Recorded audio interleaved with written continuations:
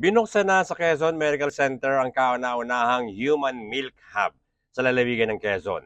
Ayon kay Governor Dr. Helen Tan at Dr. Agustina Cabangon, head ng Pediatric Department ng nasabing pagamutan, makakatulong ng malaki ang nasabing hub dahil sa tumataas na pangangailangan sa gatas ng ina.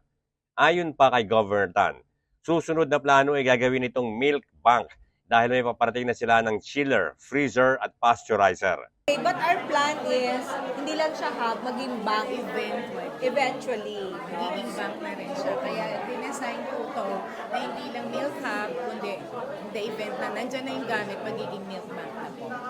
Kasi yung machine nandun sa Batangas. Oo po, yung pasteurizer, sila pa lang ang merong malapit dito. Pero meron tayong ina-expect na darating. From Rotary Club South, meron po darating na freezer, chiller, at pasteurizer.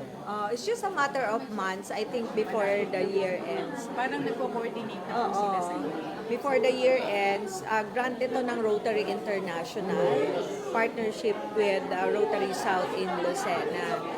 So yun, hindi lang siya hub.